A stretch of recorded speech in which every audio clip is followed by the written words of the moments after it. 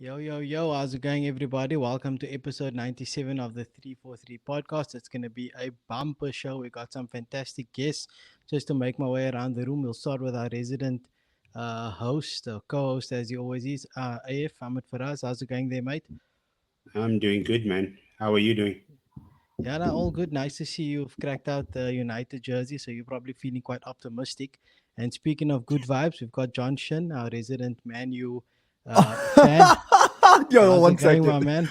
My camera is, Oh, look, I was just about to say, you guys mentioned you're already on episode 97. I just want to big up yourselves. I've been on episode, I can't even, I've lost count, and my equipment is starting to show. Like, it's like once in a while, it starts flickering. There was one time where, like, out of nowhere, it put in this red, green, purple tint out of nowhere. It's just the camera does what it wants now. So it's a bit chaotic. So I do apologize if the camera flicks in and out. But guys, that's thank all you for good, having me man. as always. It seems like the camera does what the United defense do, whatever they want. But Nice. we'll Is get this how back we're to that a starting? bit Okay. later. Okay. And then our final guest for tonight is Callum. How's it going there, Callum? All good? Yeah, not bad. I'm excited to be here. My Blackburn Rovers are playing well. Orlando Magic are doing well as well. My two teams, which more often than not both suck. So this is unfamiliar territory for me, but I'm loving life right now. It sounds quite good. I see there is a bit of a theme there, with the blue of the Blackburn and the blue of the Magic, but we will touch on that a bit later because I've been given some strict instructions by our producer, as we like to call AF, that we're going to be focusing on the Manchester Derby coming this week. It is an interesting match with obviously several storylines that are surrounding it. And just to jump straight in, we're going to go into the City side of things first and then work our way to the red side of Manchester. So, AF, just to kick us off, what are your thoughts, obviously, on City's recent slump, and what do you think about United's chances in relation to that? So, I mean, this is uncharted territory for Manchester City. I don't think for Manchester City and for Pep Guardiola, it's the first time in his career that he lost or he didn't go with a win for 7 games straight. That definitely dented his ego, and we've seen all of these clips going around from like fans trying to get under his skin and all of that nonsense. So yeah, this is definitely uncharted territory for them. Um, but on days where these big teams go off against each other, form goes out the window, doesn't it? Um, Form Well, normally goes I out, would out the say with window. form, they're pretty much in a stalemate because both teams Yeah, haven't taken a lot of points from their recent games. So form could actually be something you could, like you say, throw out of the window, and yeah. it could be, something really interesting, especially for obviously for the United fans, for the City fans to get back on track. I'm just gonna jump to Callum here quickly. Callum, with Man City, obviously they've spoken a bit about injuries, but having looked at it and looking at their starting lineup from their last game, they were still able to field a pretty strong squad that allowed them to keep Jack Grealish on the bench. So, is obviously beside the Rodri injury, is injuries a big thing, or are City just struggling? Well, I think you see with a lot of the big teams, changeover is necessary, and they need to keep things fresh. But I think with this Manchester City team now, it's the same sort of core and the same personnel that has been for years. Injuries, I mean, obviously the Rodri loss is a huge one, and you look at the record with and without him, and it's understandable why he won the Ballon d'Or just for that reason alone. Kevin De Bruyne obviously is a game changer, and he's had injuries recently, which is why he's been primarily coming off the bench and playing limited minutes. But we've seen in the last two games where he's started, City have picked things up, and he's already chipped in with goals and assists. I think his importance to the team, while it was obviously glaringly obvious a few years ago, it's not as highlighted now. But I think De Bruyne is still crucial to the way Man City play, and with him unable to play as often as he's used to, especially now that he's in his mid-30s, I think that has had an impact on the side as well. Because even if you just look at since he came back, the last two Premier League games, they just look like a different side with him. I know obviously they drew with Crystal Palace, but They looked like they scored twice in that game, and I think creativity was something they were really having issues with. Like, you can have all the possession you want in the world, but if you watch City and the way they pass the ball around, they never really look threatening. Like, you can pass between 4 or 5 years around the outside of the opponent's area, but they never try to play that crucial ball into the area. And I think that's the sort of thing De Bruyne brings. So I'd say his limited appearances so far has probably hurt them as well.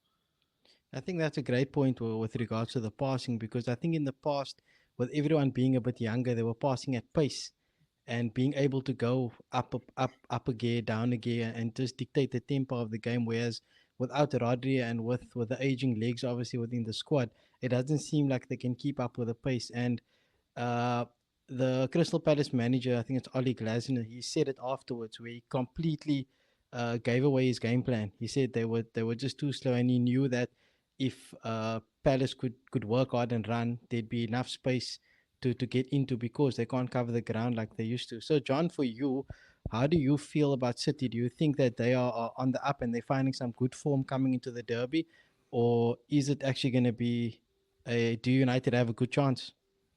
I'm more so in the same boat with Ahmed. I just feel like form goes out the window when it comes to big teams like this. In terms of the size of the match itself, I mean, Manchester United, we've fallen so far over the years. It's the scale is different, but in terms of the name on paper, it's still a big match. And for Pep Guardiola's side, I feel like they still have that much bigger advantage. Of course, people are going to say, yeah, Manchester City are the strongest side coming in, but I think it's even stronger and greater. And the reason why I say that is because Manchester United still have a lot of work to do. That game, the past few games that we've been watching from Manchester United side, especially, the games against Arsenal, the thing that upset me more than anything was, even Forest, the thing that upset me more than anything was that Manchester United, yes, there are glimpses where we can show the intensity, we can keep the pressure on a defensive side, and from an offensive perspective, keep possession. Those are key points. But there becomes an issue when you lose that strength to be able to maintain that for the 90 minutes. And Manchester United, especially towards the second half, the thing that frustrated me more than anything was our inability to play the simple passes. The 5-yard passes were the short passes, the things that you expect these players to be able to do with their eyes closed, right? They could be, their head could be gone. They could be running on 2 hours of sleep, and they should still be able to do it. It's because it's supposed to be instinctive to them. But the fact that they weren't able to do the simple passes because they weren't unsure how to maintain that level of intensity, because nobody's going to be able to be intense for the entire 90 minutes. It's about management. And for Manchester United, I say, damn, for Manchester United, it's so bad these days. My head is just as much as gone as they are. Honestly, I'm so tired these times. But from Manchester United's perspective, to not be able to do the simple things right, that's what concerns me. And that's what I think Manchester City can exploit and punish. Like, there was that moment where Bruno Fernandes, yes, there was that little 1-2 between himself and Lenny Yoro. But to give away such a simple pass, yes, maybe he tried to weave out a pressure there. But the lack of being able to execute said pass, and the idea that doing something as risky as that in the midst of trying to sustain against that pressure, that's what frustrates me. And I'm very, very concerned that this could potentially be another bad, tumultuous period for Manchester United, because these games, not just the City one, it's tough. Yeah, no, I mean, with a new manager, obviously it's very difficult to judge so early on. And I think with the timing, obviously the manager coming in with not a lot of time to spend on the training field to get across all your philosophies and get the players in the positions you want them to be, and start thinking the way you want them to it does take time, and it doesn't help that the games are coming thick and fast. So with that in mind, AF, just wanted to ask you, in terms of the players that have performed well under Amorim, who would you peg as having taken this chance, and who's quite suitable to how he wants to play the game? So yeah, off the top of my head, I think it's Ahmad, Mazraoui, Ugarte. Those are my top 3 players for the Amorim for the past 3-4 weeks that he's been there. I feel like they've run their legs off every single game. They've done what he's asked them to do, and they've gone the extra mile as well. And I feel like there's so many other players who's played, and we all love these players, and we know the potential that they possess, but they just, like, something's blocking them. Like, Garnacho over the weekend against Forest. I love Garnacho, and I think the guy is an amazing talent. I think that he has leaps and bounds to go to still be like world class, though. But it just seems like that's a player who knows that he can't fit in the system. There were so many times when I was asking myself, like, why isn't he running? Like, surely that's something that Ruben Amorim is noticing from the sidelines as well. And he's probably mentally making all of these notes. Okay, that player, he's probably not going to be in my plans. That player, he's probably not going to be in my plans. Even though we love these players, we want them to stay at Manchester United. The cold hard truth is majority of the squad probably won't buy into or won't end up being in Ruben Amorim's team in probably 3 or 4 years' time. And I'm just going to take it back to, in our group chat, you sent a message of Arteta's first team compared to his team that's currently out on the field every week, and nobody remains from that first 11. And I have a feeling it's going to be the same sort of tough love over here. Yeah, sorry, I just want to just kind of just touch up real quick on what Ahmed was saying. You mentioned, you said you're not really sure what's going on. I think one of the major factors right now that you want to see from a progress perspective is confidence. You want these players to be confident in the system that they're playing. You want these players to be confident in how they're playing from an individual perspective. I saw Sporting Portugal play Club Brugge yesterday in the Champions League. Them players look much different than what we've seen. Yes, albeit I'm not a Sporting Portugal expert, but in that game against Club Brugge, yes, Club Brugge are also enjoying a little bit of form, but those players look like they're slowly losing a little bit of that confidence that they had under Ruben Amorim. And I just feel like if Manchester United players at this moment in time, yes, I'm going to touch on the fact that, and I think, Ahmed was mentioning that because there's these recent reports suggesting that Manchester United are more than happy to sell more than half the squad. So that is a massive indictment on where we are with respect to quality. But I think if we can find confidence for some of these players, like Mazraoui, one of the reasons why I think Ziyaad Mazraoui is so fantastic is because this boy is not phased. He doesn't care if Maldini is in front of him. I mean, that's maybe a little crazy, but he doesn't care who's in front of him. He plays his game and he does what he needs to do. Ahmed, same situation, and Ugarte, a little bit different. He's not that kind of player, but these players look confident in what they're doing to a relative extent, which is a great building block. And I think a lot of these United players, if they want to maintain a future at the club, especially in this audition phase under Ruben Amorim, they need to show that confidence. Do you know what I mean? Like if you're second guessing yourself, you're not really sure what you're doing on a fundamental level, that's already a massive, I want to say red flag, but it's almost a yellow flag or a cautionary flag.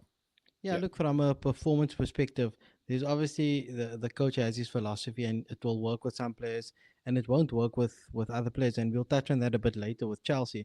But at the end of the day, the coach's job is to instill confidence in the players, and the players are only going to feel that confidence if they do buy in. So, I mean, we've spoken a bit about some of the players who have done well. Callum, in your opinion, are there any players who haven't done well in these, couple of games under Amorim and who might find themselves on the outside looking in the future?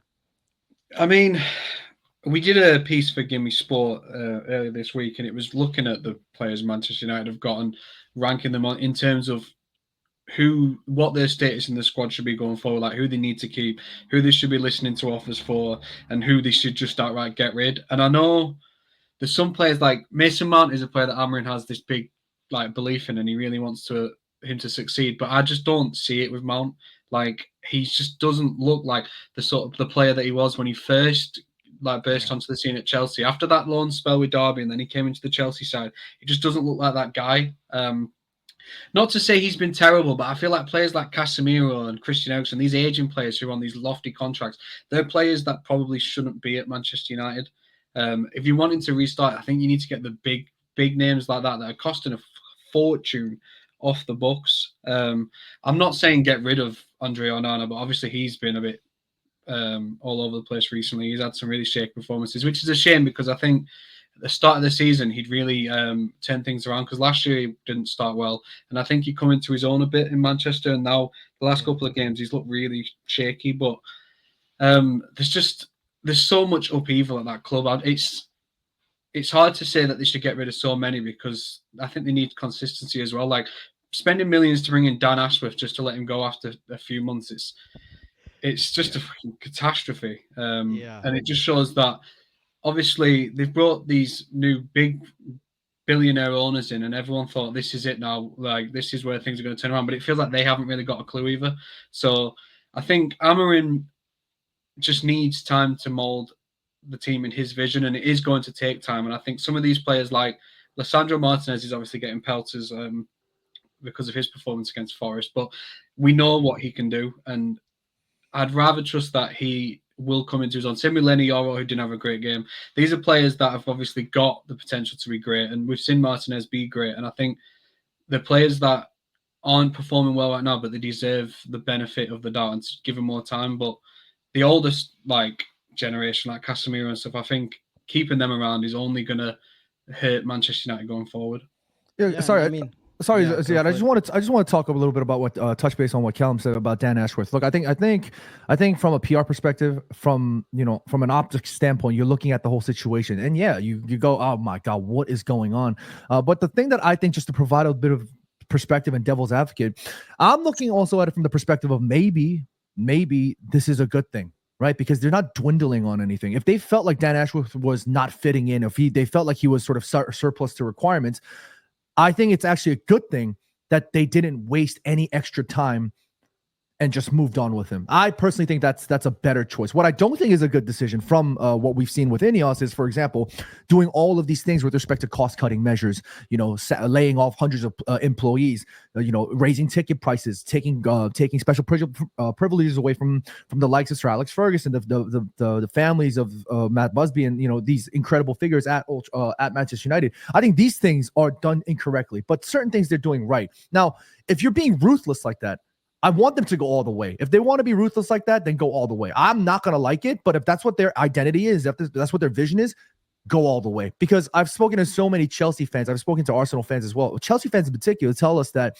the project that Clearlake has been doing, I think it's still premature to talk about them from a perspective of, oh, they're doing great because it's only one season. But they have had that overall. I've had friends who worked for Chelsea Football Club and got sacked as soon as Ruben Abramovich left. As soon as Todd Bowley came in, he made sweeping changes. He made insane changes to the squad. Now, am I saying that's all good things and bad things? Good things? I don't think so. I think there's a lot of things that Ineos maybe should be doing better. I mean, I think I say this religiously. I think the decisions that these owners and the decisions that the board are making, the people that are getting hurt from it, most are the fans. It used to be just emotionally and mentally. But if we're also getting hurt financially from it, then I think that becomes a big issue. So I think there are good things and positives. I don't think it's as clear as black and white, but I just feel like from a perspective, it might not be the worst to have moved on somebody like Dan Ashworth. Yeah, no, I mean, I definitely agree with you. If something's not working, then you'd better off moving on. But they're the same people that hired him. So if it wasn't gonna work, then you got to look at it. They paid the fee to Newcastle to get him out. They gave him a big contract, whatever the case is. And over and above that, you're probably looking at the leadership structure that they have, where they have just too many people making decisions. And they've got Omar Barada and a couple of other guys, Brailsford also in the mix, and it can get quite complicated. So yes, I'm with you for being ruthless, but if you're also trying to fix your own mistakes, then just don't make the mistake in the first place. You know what I mean? But that's easier said than done, no? Yeah, but these guys are leaders of successful businesses and so on. I mean, how do you make a £5 million mistake, but then tomorrow, or like you said, they want to cut costs and fire people to save £200,000? So as smart as we think these guys are, they also sometimes prove that they're human and do make big mistakes. So I like that you spoke about Chelsea. We're gonna jump to them a bit later, but before we do that, I just want to put a bow on the Manchester derby before we move on. So AF, starting with you, predictions for the game. What's your score? I think I'm going to be on the fence here. I'm going with a 2-2 draw. Okay. It's going to be an exciting draw. Yeah. Okay, John, for you. I was just like waffling on about how I felt like I was really worried about Man City. I'm gonna just completely U-turn here, and I'm gonna say United are gonna win. I'm gonna go for and we're gonna keep a clean sheet as well. Screw it. 2-0 win. Wow. Okay, interesting. Callum, you? I think this will be a 1-1 draw.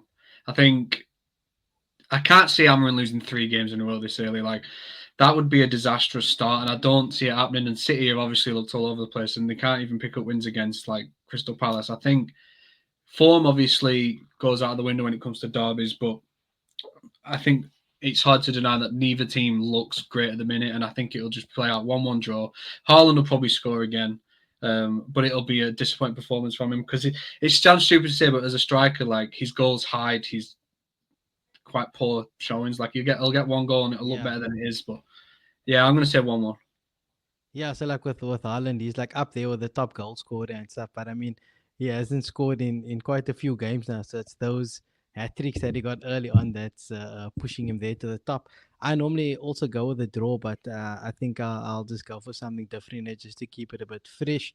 I think United actually might come away with a win here because, like Callum said, I don't think they're gonna drop as many points just like that. So I think they might actually put in a good shift here and sneak away with a 1-0 draw because I think Pep might just overthink everything. We've seen him do it a lot, and I mean tomorrow I could probably give you a better answer after seeing what City and Juventus do in their match tonight because that will have a huge bearing on the weekend. But yeah, I think United sneak away with a win also helps to take points off City for Arsenal, Chelsea, Liverpool. Not that Liverpool need any favors from anybody, but yeah. So that's the Manchester Derby. So, like you guys have now alluded to Chelsea a little bit in the discussions.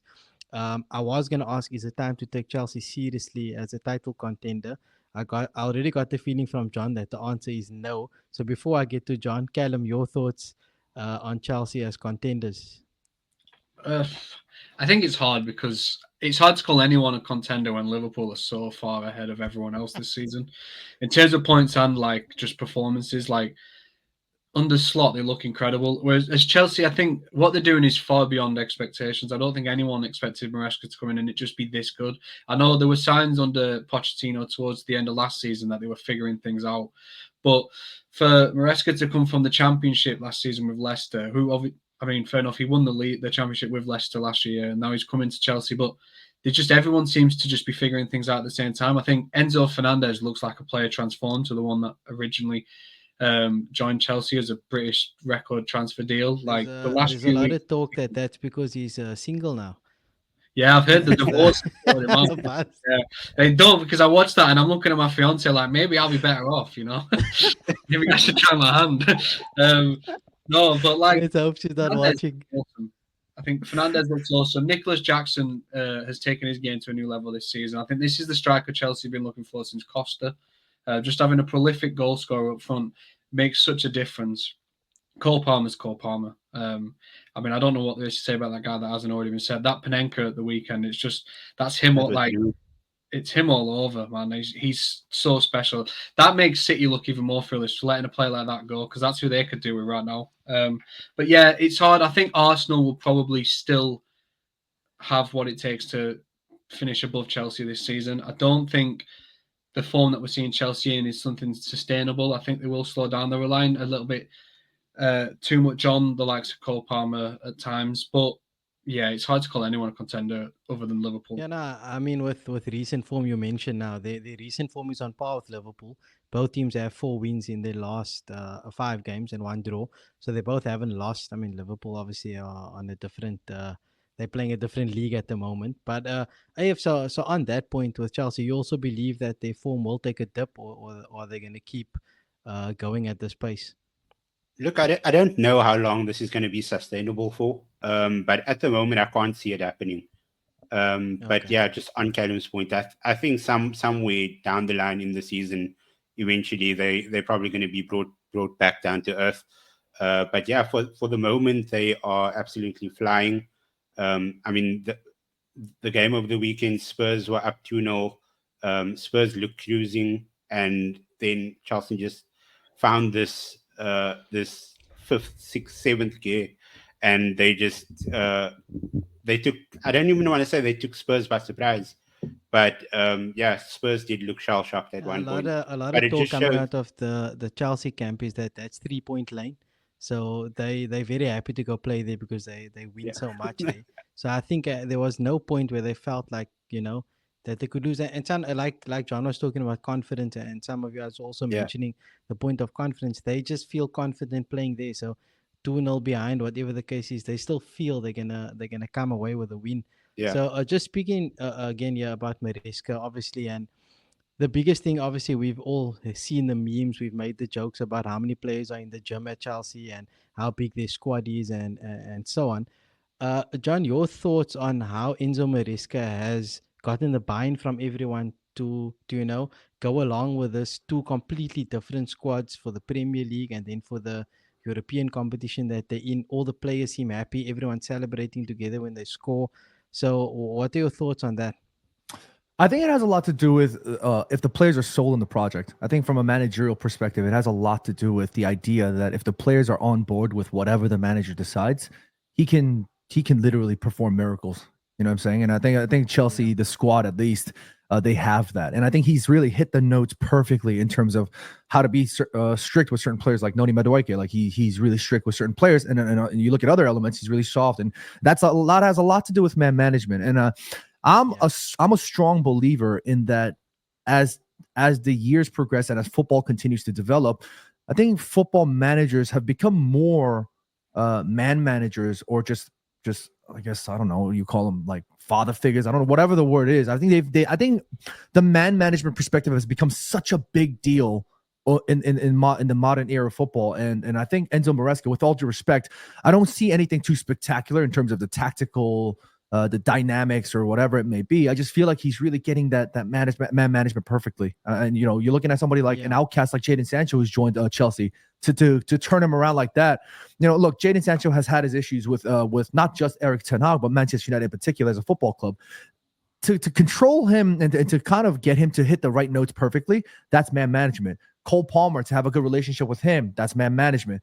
We're talking about players like Caicedo. You guys were mentioning Enzo Fernandez. Like, these players are all good players. They're all quality players. If you look at them, if you strip away all the complexities of what these players carry with them, not just as on a football level, if you compare pound for pound, Chelsea arguably might have a stronger squad than Manchester United. If you look at pound for pound, it's a debate worth having. And perhaps you look at somebody like Arne Slot. You look at Liverpool.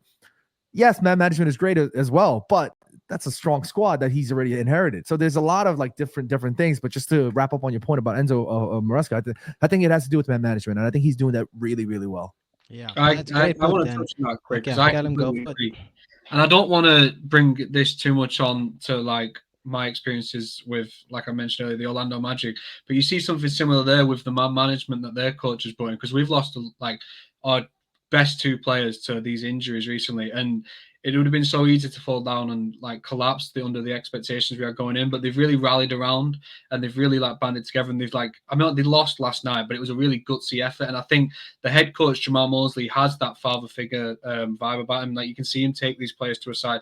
And I think when you have that sort of bond, these players want to run through a wall for you. And you see that with Chelsea. I think Enzo Fernandez under Maresca is so different to what we've seen at Chelsea before. And I think it's the relationship he has with the new manager. And also, like, these players were all signed very young. Like, when Todd Bowley first took over, they spent, billions on very young, promising players, and it didn't work out at first.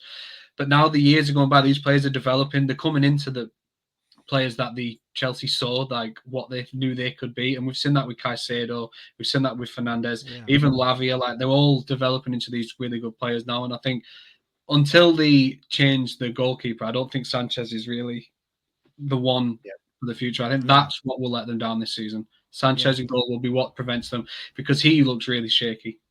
Yeah, I mean, I was listening to a podcast earlier today, and they were saying Chelsea are basically a goalkeeper and an experienced centre back away from having a very good starting 11, or that's what's missing from the squad. It's a great point to mention with the Magic, because with Maresca, I think the parallels that are there between what you mentioned with the basketball team and with Chelsea is that instead of like some of the new coaches, and I mean, not that Arteta is new, but when he came in, he wanted to play a certain way and he had to find the players to play that way. Whereas Maresca has looked at his squad, just like Jamal Mosley has looked at who was available last night and said, okay, we can't play the way that I might want to play, but what skill set do the players have and how can I maximize it? And you'll see that with Maresca, because everyone thought, obviously, be working with City, he's going to do the same thing. but he's actually shown the ability to play a few different ways. Sometimes they play with putting balls over the top and hitting Jackson running behind. Sometimes they're passing the ball around, but the thing they do the best is they progress the ball in whatever way possible based on who they have playing. Because sometimes their wingers are on Pedro Neto, sometimes it's Madueke, they obviously have Jadon Sancho. So the way they play is specific to who's out on the field, and they maximize that skill set, which I think is a really fantastic way to go about it. And like you say, that's how you get buy-in, because you're not telling a player you want him to run a certain way and do a certain thing that he might not be able to do. You're saying, okay, this is what you're good at, go do it, and we'll find a way to win, and we'll put players around you that support that. And sometimes like with Arsenal, for example, I think we struggle with that quite a bit, where we try to put Party at right back because we want to play a certain way, instead of just playing a proper right back and putting one of the four left backs that we have in the squad actually at left back, instead of having all three on the bench. So yeah, Chelsea will be an interesting watch, going forward. To transition, obviously a team doing really well, which is Chelsea. We're gonna move to a team who is not doing all that well. We thought preseason predictions saw Newcastle being up in the top half of the table, competing for European spot, but sadly, they are in 12th with one win from their last 5 games. AF, what do you think is happening at St James? Should we be worried about Eddie Howe? Yeah, I think Eddie Howe is worried. That's, like, I've been watching his post-match presses, and like he just looks like a guy that is under pressure. He knows that the time is ticking, and everything that he's doing it's being looked at under a microscope right now. He was backed for the most part for whoever he needed in his squad. And at the moment, it's just not happening for him. He has Alexander Isak. He's still scoring goals every week, so it's not like he's coming up short. But it might be that Eddie Howe himself is coming up tactically short on the pitch. Yeah, and like John was saying, sometimes the messaging it just gets, doesn't get through to the players or whatever the case is. Do you think he can turn it around, John, or is he probably on his way out in the near future? I think he's on his way out. And the way I feel about Eddie Howe is I actually use Unai Emery and Aston Villa as a sort of contrasting example. I watched their Champions League game yesterday, and the way that they scrapped through to get that victory, I think there was a deflection. It was a massive deflection that went in to win 3-2.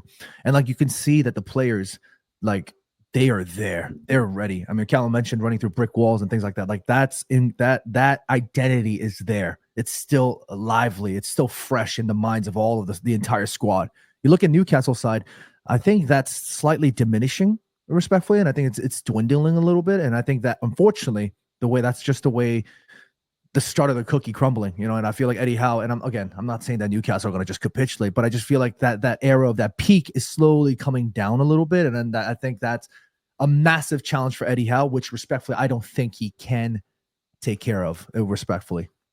Yeah, sometimes it does happen with managers and players, right? Like the messaging gets a bit stale, or the manager can't have the desired effect anymore. And then one of two things have to happen: either change the manager or you change the players. And it seems like it would probably be uh, easier for Newcastle to try and get a fresh voice in and see if they can rally the troops. But speaking of the players, I think one of the areas which has been really disappointing for Newcastle has been their Sorry, Ziad, defense. I just want to interject real quick. I think John Yeah, yeah. needs to head out.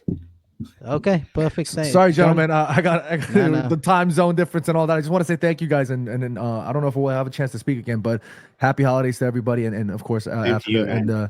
the team. You guys are keep grinding, keep hustling. I'm always happy to come on. Nice to have you, man. Thanks, We'll man. see you. We'll see you again soon. Enjoy the derby, and we'll catch up again. Thanks for Enjoy, your I don't time, man. know. Enjoy, I don't know, but yes.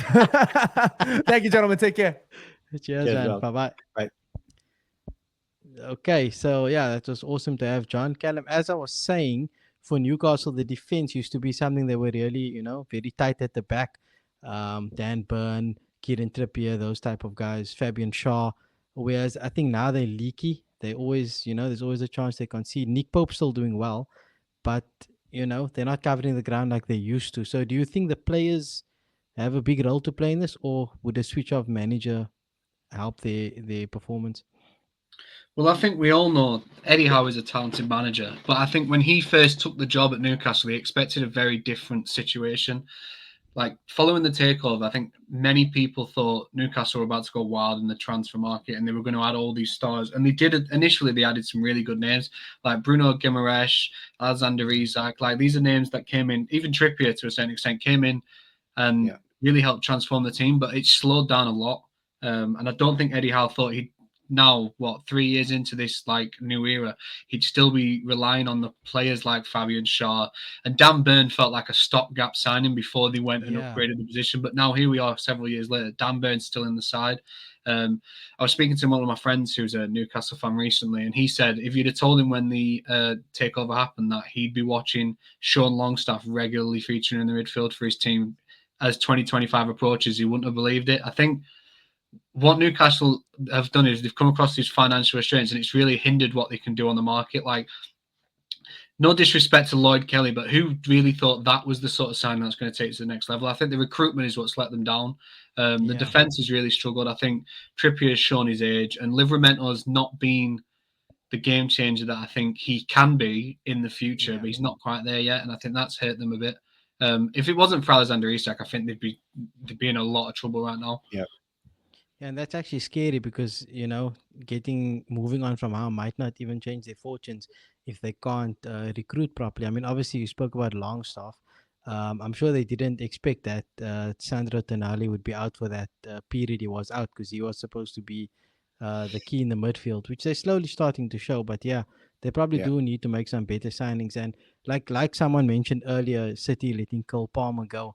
It's unfortunately easier to raise money by letting your local academy players go, because the transfer fee obviously shows up better in the books, so to say. And I think that's when Newcastle probably also struggled a bit, because they haven't been able to raise the funds to comply. And don't get me started on the financial regulations, because I have no clue. But essentially, I just don't think they were able to like you say, raise enough money to be able to spend what they wanted to get players. And I think they also had a disadvantage in negotiating, because when you know who their owners are and the money they have, you're always going to try and squeeze an extra 10 to 20% out of them. The tax that you're throwing on knowing who their owners are. So yeah, based on what I'm hearing, it doesn't look too bright for the Newcastle fans. So we'll watch that. So we're going to just transition here, Callum. I want to give you the floor just to fill us in on what's happening in the championship with your beloved Blackburn Rovers. When I last checked the log, they're in the top 6, so they definitely in with a shout to get promotion if it's through one of the two automatic spots or through the playoff. What do you think? Well, it's interesting because coming into this season, I was probably the most down on Blackburn Rovers that I have been in quite some time. I really wasn't expecting much this year. Last year, we only just avoided relegation, and then we sold our top goal scorer, the Championship top goal scorer in Sammy Smodic. Ipswich, right? So it wasn't looking good. But John Eustace is working miracles right now. Like, there's been a couple of rough patches in the season, but we started off strong. And at the minute, we're in some of the best form I've seen us in a long time. We've won 5 straight games in the Championship, albeit goals are still hard to come by. Like, we've won, I think, 4 games in a row now, 1-0. I think our top scorer is Yuki Ohashi with like 5 goals. Like, the people are chipping in from like across the team, but no one's really taken Sammy's role and run with it. Like, everyone's like carrying the workload together. But I think it goes back to that man management thing as well. I think Eustace is the sort of manager that really knows how to get the best out of his players. He likes to play this like defensively conservative football, and I think it's something we've really thrived at recently. I think it's 6 clean sheets in a row now, something like that. It's just okay. And we're picking up wins against good teams. Like, we beat Leeds 1-0. We beat Middlesbrough. We're beating some of the teams that I expect to be well among the mix at the top of the table come the end of the season. And I just think things could have been real bad after Smodic went to Ipswich. But what I found with Rovers is every time the start leaves, players step up.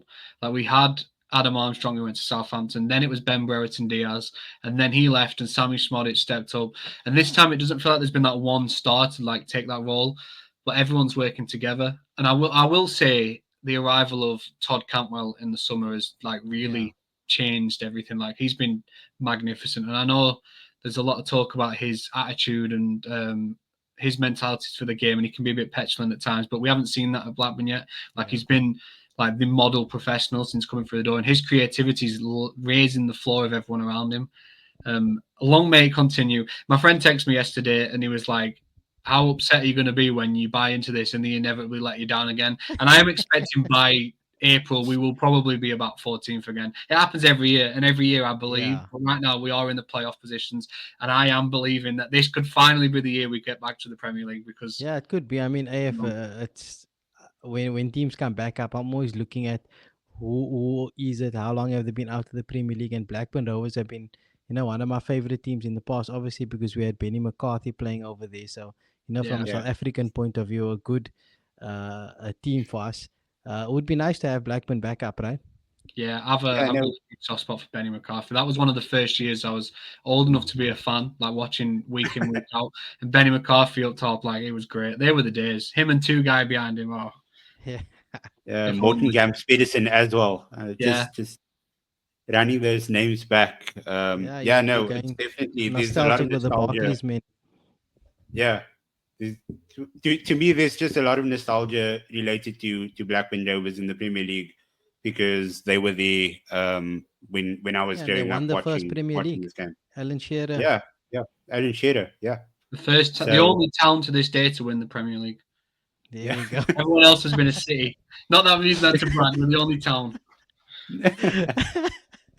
We were the first like Jack Walker taking over and spending the money. We were like the first team to do that. Obviously, we've seen it with like Chelsea and Man City since, but Rovers in the 90s were the first team to spend what they needed to get their hands on the trophy. But we did it with an actual like a businessman that was a fan of the club, so it feels a little bit more ethical. So no, that's definitely a story for another day.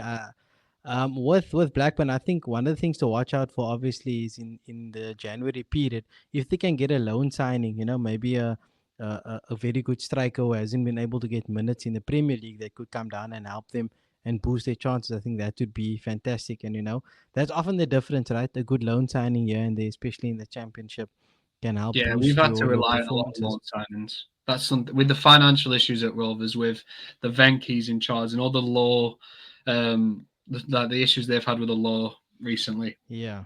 They've got a few court cases coming up, so we've had to rely on a lot of loan signings, and so we've had some success. We loaned Harvey Elliott a few years ago before he became the player he is at Liverpool now, and he was fantastic. We got that Jan-Paul van Hecke, Brighton. He came in and was the player of the season for us his 1 year, and now he's playing regular in the Premier League. We've had some really good loan signings in the last few years, and a lot of sources are saying Marcus Rashford's going to be available in January, so maybe a loan move. Probably won't do a job for him. He's not taking Campbell's place. I just wanted to see what AF's face was like. He's not giving. I'd be happy. Yeah, all good, man. So we'll definitely be keeping an eye on Blackburn, and hopefully when we get you on at another point, hopefully we have some good news with regards to their promotion. So the last thing I want to touch on before we wrap up for the evening is the Fantasy Premier League. So the announcement just dropped a couple of hours ago with regards to the new chip that we've all been waiting to find out more about. AF, if you could maybe just give us a bit of background info on this new chip. Yeah, so the Mystery Chip was revealed as an assistant manager.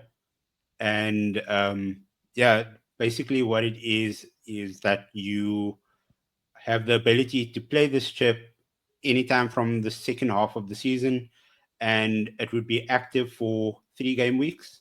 And you get to choose any of the managers in the Premier League, and you get awarded points based on what their results are in those 3 weeks. I think that's from a high level point of view. So a couple of things to add to that is game week 24 is when you can activate it, and I think you get 10 points for a win. You also get points for scoring, so depending on how many goals get scored, you get points for that. And yeah, it could be quite interesting. But obviously, with the new chip, how to know when is a good time to employ it is going to be very interesting. Callum, your thoughts are on the chip and FPL in general. Yeah, so I'm guilty for every year on FPL. I'll start a team, and by maybe like week 6, I completely forget it exists. I think I've got one now, but I haven't checked in a long time. But with this chip, it's quite interesting, and I mean, it feels like it'd be an obvious just Arnie slot at the minute. Like Yep. if a team's just winning and winning and winning, like that feels like the sort of the right. Like I can't imagine anyone's going to go with Gary O'Neill. Is there Yeah, like exactly. So unless you're obviously a big risk taker, because so obviously everyone would have gone with slot, right? If they didn't put some contingencies in place. So what they've done to incentivize you looking at other managers is that if you pick a manager from a team who's playing against a team 5 places or more above them in the table, then you get a higher amount of points for the win. So I think I stand corrected, about 6 points is a win if slot wins it, and if Gary O'Neill beats Liverpool, that's 10 points for him because he's at a disadvantage. So, it could be quite interesting, but we'll watch that space as we go along. Funny enough, with FPL, I'm also a bit over it, maybe because I'm not doing well. But the second part of it is I don't like that we all have the same players and we can all pick from the same players. So I've played the NBA fantasy, I've played the NFL, I've played the baseball, Major League Baseball, and you draft players and we all can't have the same players, so it makes it much more interesting. And yeah, I'm starting to slowly, fall. My interest in FPL is slowly dwindling because I prefer the draft system. Yeah, a few friends a couple of years ago got together, and there is a fantasy football Yeah. website where you do draft like that, and we did that a few Yeah. years ago. It was like a round robin snake draft, like it went through each player. Yes, yes. And I think there was like 10 of us, and we drew names out of a hat first to see who would go where. I think I got stuck like 7th, so that wasn't great, but um, I think it does make it more interesting because everyone's got Haaland. Like Yeah, you there's either. a certain amount of players that everyone has. Whereas I think if you Yeah. had to draft and rely on, everyone has like one major star, and then the rest it's like these role players that Yeah. you wouldn't necessarily originally think of. I think it's so much more enjoyable, and that's what we. Yeah. I had my star was Son. Um, Okay. I didn't win, but yeah, Son was my number one guy. I think And whoever went yeah, first obviously had Haaland, and it's still fun because obviously you follow American sport as well. Just being able to trade players and to cut players and add different Yeah. ones, and it just yeah. adds a different layer of strategy, which is I find a lot more fun than just trying to pick who the best 11, 12 players are going to be in a weekend. So yeah, that's my rant on FPL. I've been thinking about it for a while and thinking about tapping out, and I think it's only because my NFL team is doing so well. I think if I was losing there, also I'd probably just want to quit altogether. So yeah, guys, that brings us to the end of the episode. It's been a fantastic chat. Obviously, some great guests. Obviously, thank you to John Shin for joining us, who had to leave a bit earlier, and thank you to Callum for jumping on, and AF, obviously you as always for being there, ever present, and making things work in the background. Just Callum, quickly, anything you want to plug, and where can people find you to interact with you? Yeah, so I'm on Blue Sky now. Just Calcimus. I made the decision to come off X, which is a shame because I used to really enjoy using X, Twitter back when it was Twitter, and I had I was a part of like a fairly sizable like Blackburn Rovers community, and I used to get quite a lot of following on my posts over there, but I've just had enough of that side. Like this, it's too much going on. I feel like every time I go on, there's something negative that just bothers me. So I'm on Blue Sky now at Caltimus. Anyone who wants to, who's like enjoyed listening to me rant nonsense about football, can also read my nonsense about football on the GiveMeSport website. I think I've written over like 1,000 articles for them now. So yeah, I'm on GiveMeSport. I think on average write about 20-25 a week. So they're all over there, covering a large variety of things like the Premier League, the Champions League, just like rankings on the world football, like players across the entire world. So yeah, I'm on there, but I've also got a couple of movie podcasts myself because I write about football. I like to cover my other interests elsewhere. So I've got the Casual Film Club with a guy called Chris Simpson who runs UK-based MMA media called the MMA Mindset, where he interviews like independent MMA fighters throughout the UK for like the smaller promotions. We do the Casual Film Club together. It's just a couple of guys just sitting back having a laugh because we've known each other for years. So we just chat about life, and then we'll come up with different film topics to discuss each week. This week it was the greatest Christmas films of all time, just matching the December theme. And that's the Casual Film Club on like Spotify and Apple. And then there's also the Cinemax podcast, which is something I came up with last year, which is more about like pitting movies against each other. We take 2 different movies every week and like compare them in a series of categories, rating them out of like 10, and then see which one we ultimately find the best. This week we're recording tonight actually, and this week's will be Die Hard versus Violent Night, because they're obviously very closely related story-wise. So it'll be interesting to see how that goes. But that's the Cinemax podcast on YouTube, Spotify, and Apple. So if anyone wants to listen to them and just, like I said, listen to more of me just chatting absolute nonsense, then feel free. Yeah, sounds like fun. I see AF is smiling there because that's all in his wheelhouse. Speaking of Blue Sky, I was thinking, we put our username at the bottom, and I was like, damn, I'm not gonna fit that whole thing in there at the bottom, so I just left it out. But I think we're all active there on Blue Sky now. AF, anything from your side before we wrap up? No, nothing from my side. Just make sure to follow us on Blue Sky. We are very active over there. Yeah, no, we're boosting, we're going well, and yeah, that brings us to an end. Episode 97. Enjoy the Manchester Derby, and yeah, we'll catch you on all the socials. Peace.